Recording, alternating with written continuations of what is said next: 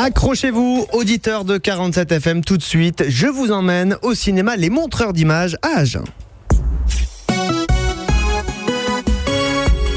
47 FM, partenaire du cinéma, Les Montreurs d'Images, place du Pin à Agen. Cinéma d'art et d'essai avec une demi-douzaine de nouveaux films à l'affiche. On fait le point tout de suite avec Di Papé et Mathieu Léonard dans votre rubrique Curiociné. Bonjour messieurs.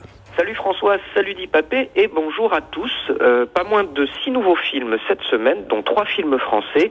Aujourd'hui, j'ai décidé de faire un focus sur Dalton Trumbo de Jay Roach et sur Quand on a 17 ans, le dernier, André Téchiné. Et on commence, Mathieu, avec Dalton Trumbo, biopic historique situé dans le Hollywood de la guerre froide, avec notamment Bryan Cranston.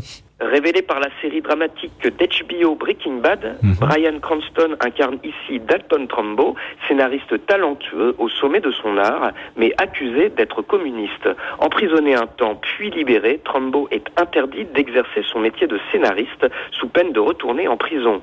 Malgré la menace, celui-ci décide de ruser avec le tout Hollywood pour continuer d'écrire pour le cinéma des œuvres qui deviendront majeures. Pas de bande-annonce cette semaine car ce film est en version originale sous-titrée.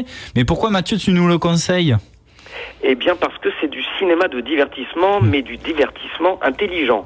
On pourra éventuellement reprocher à ce film de ne pas assez creuser son propos politique, critiquer aussi la grandiloquence d'Hollywood dans l'auto-célébration de son âge d'or.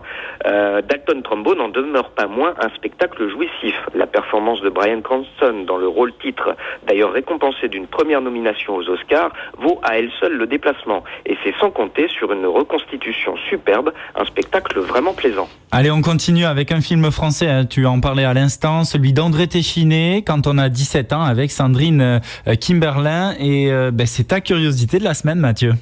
Oui, alors Damien et Tom sont 2 adolescents de 17 ans qui ne ratent pas une occasion de se taper dessus dans la cour de récré du lycée. Le premier appartient à la bourgeoisie plutôt aisée, le second est un rural plus modeste. Une inimitié inexplicable les oppose jusqu'au jour où la mère de Damien décide d'accueillir Tom sous son toit. La violence de leur affrontement tourne alors vers des sentiments nouveaux. On écoute un extrait de la bande-annonce de ce film Quand on a 17 ans. Bien ta journée ? Ouais. Tu le connais, Thomas ? J'ai un fils adopté. Il est beau. Ça t'intéresse à personne. Il s'agirait de prendre en considération les efforts de ce garçon qui fait plus de 2 heures de trajet par jour pour venir étudier ici. Donc j'ai proposé que Tom vienne chez nous pendant ce temps pour l'aider à travailler. Non mais de toute façon il voudra jamais venir ici. Enfin, je veux dire. Pourquoi donc ? Parce qu'il me déteste. Thomas et Damien se sont battus et ce n'est pas la première fois. Comment ça, c'est pas la première fois ? Les notes sont en baisse. Les professeurs disent qu'ils n'intéressent plus à rien, qu'ils isolent les autres. Pourquoi vous vous battez comme ça tous les deux ? Parce qu'on s'aime pas, c'est tout. Non, ça c'est pas suffisant. Il y a autre chose.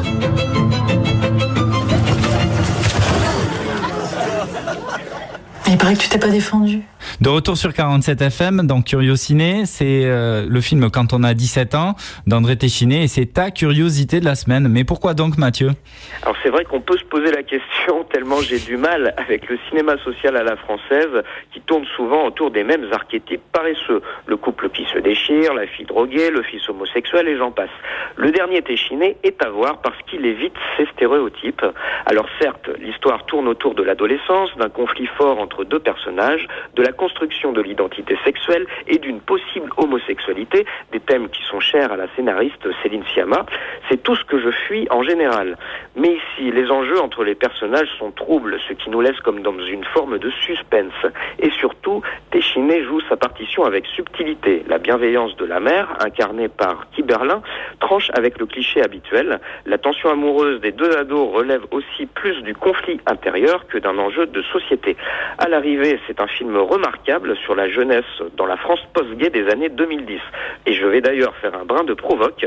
Et si, à 73 ans, le cinéaste originaire de Valence d'Agen était le plus jeune des réalisateurs français en activité.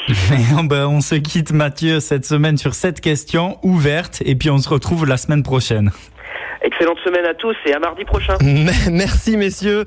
À présent, la radio Lot-et-Garonne va au bout des choses, puisqu'après vous avoir suggéré les films à l'affiche au Studio Ferry, eh bien nous vous offrons 2 invitations pour le film de votre choix et la séance de votre choix. C'est à vous de choisir. Appelez-moi tout de suite au 05 53 77 11 11 et retrouvez sur le site des montreurs d'images l'intégralité des informations relatives à la prog, aux horaires. L'adresse est la suivante: www.lesmontreursd'images.com. 47 FM, partenaire du cinéma. Les montreurs d'images, place du Pin à Agen.